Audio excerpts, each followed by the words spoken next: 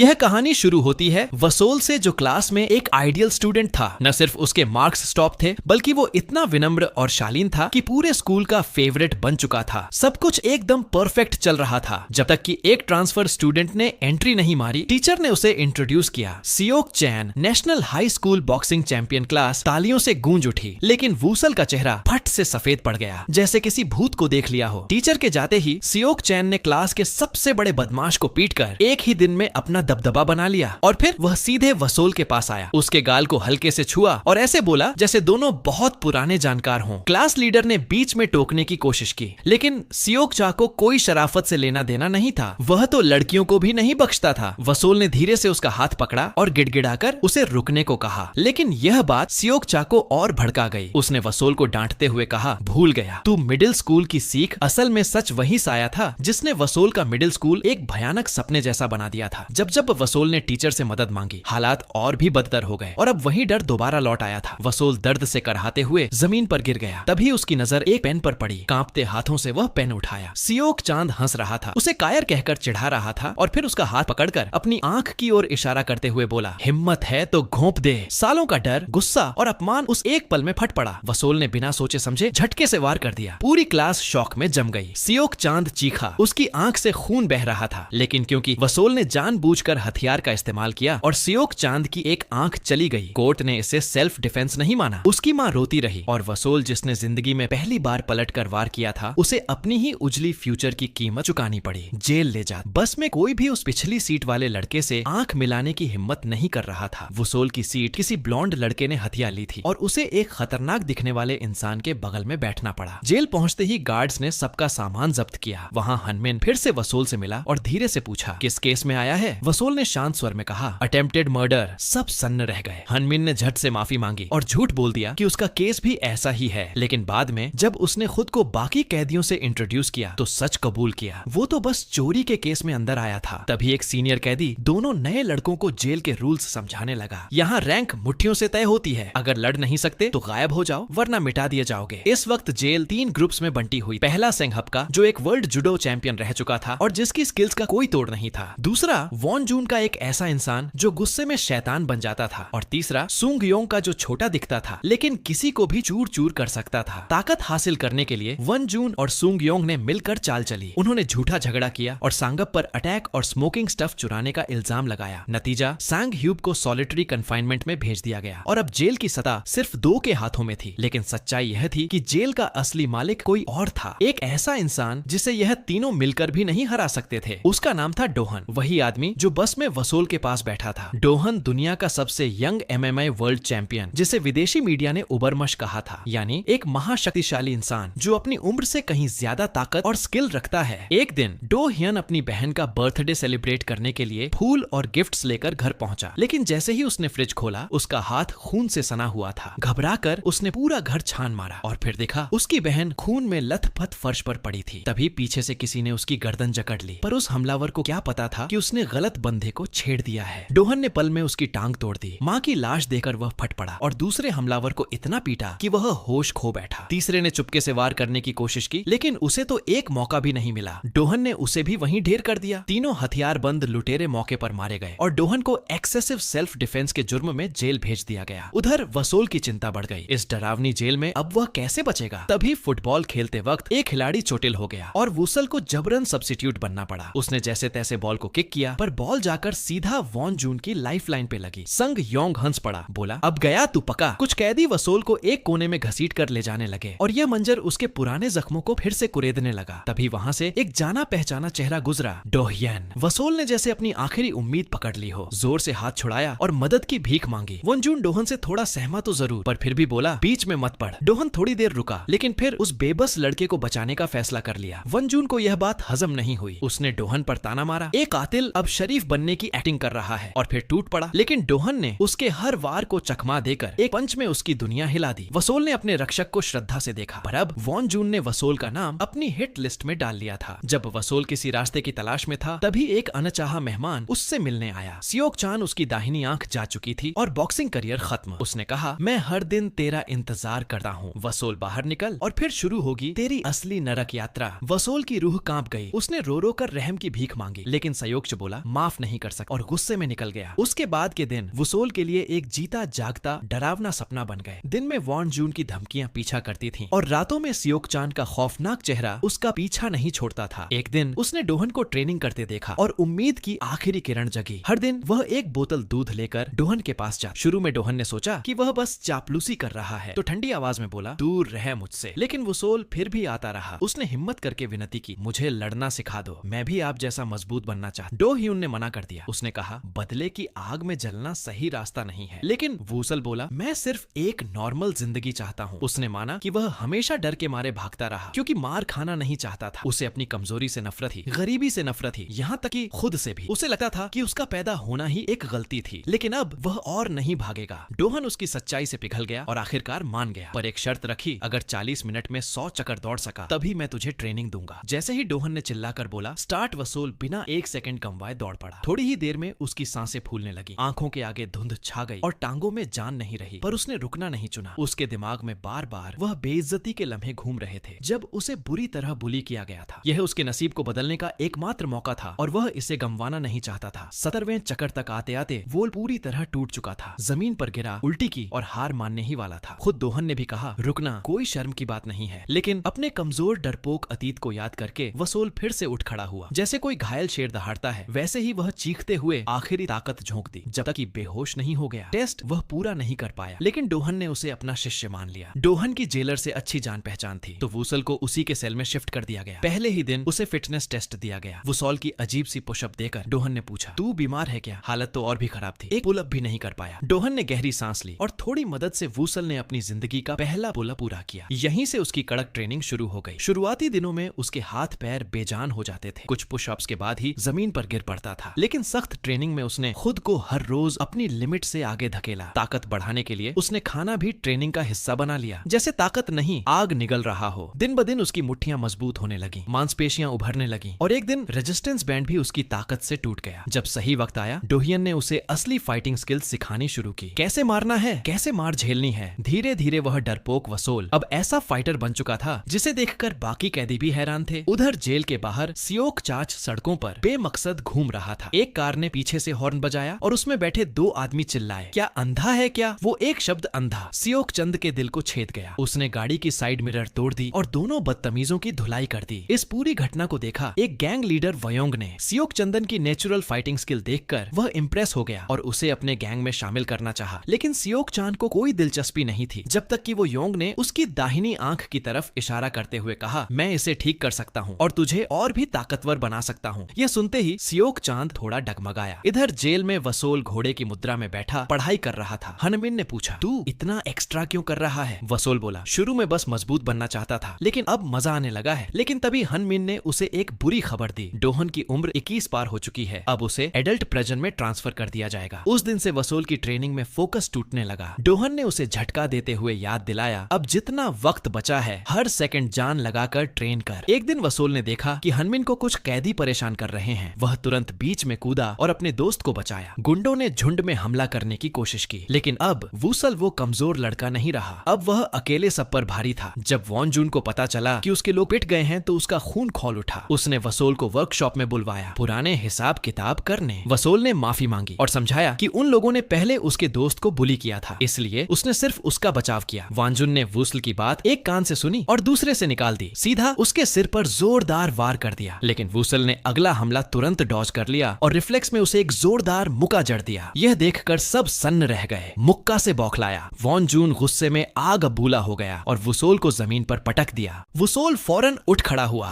लेकिन उसके पंच वांजुन पर ऐसे लग रहे थे जैसे किसी पत्थर पर मच्छर गिर रहा हो। उधर वॉन जून के पंच ऐसे बरस रहे थे जैसे हथौड़े और धीरे धीरे वो सोल पीछे हटने लगा। दर्द से कराते हुए वो जमीन पर गिर पड़ा, लेकिन सभी को चौंकाते हुए वो फिर से खड़ा हो गया। इस बार उसकी आंखों में डर नहीं जुनून था। उसने वॉन जून के चेहरे पर एक के बाद एक पंच बरसाए जब तक कि वॉन जून बेहोश नहीं हो गया। इस क्रिटिकल मोमेंट पर डोहन ने बीच में आकर वुसल को रोका ताकि वह अपनी हदें पार न कर जाए। उसे डर था कि कहीं वसूल भी उसी अंधेरे रास्ते पर न चला जाए जहां वह खुद फंस चुका है। उधर सियोक चांद अब पूरी तरह बेरहम बन चुका था। रोज की लड़ाइयों ने उसे बर्फ जैसा ठंडा बना दिया था। वयोंग अब उस पर पूरा भरोसा करने लगा था। वह उसका सबसे भरोसेमंद किलर बन चुका था। अगले दिन डोहन ने वुसल के लिए स्पेशल लंच बनाया और फिर दोनों ने अपना पहला असली स्पेयरिंग मैच खेला, लेकिन डोहन को जल्दी समझ में आ गया कि वसोल अपनी ताकत रोक रहा है। उसने डांटते हुए कहा, पूरी ताकत से लड़ो। इस बार वुसल ने पूरी जान लगा दी, लेकिन उसका आखिरी पंच रुक गया 1 इंच पहले। डोहियन ने उसे चेतावनी दी, अगर असली लड़ाई में तू ऐसे हिचकिचाया तो एक ही झटके में नॉकआउट हो जाएगा। फिर भी उसके चेहरे पर गर्व साफ दिख रहा था। वसोल ने उम्मीद से अच्छा किया था और उसने ऐलान कर दिया, वसोल की ट्रेनिंग अब पूरी हुई। असल में उसी दिन डोहन को एडल्ट प्रजन में ट्रांसफर किया जा रहा था। जाते जाते उसने वसोल से कहा, शार्क के पास तैरने के लिए ब्लैडर नहीं होता,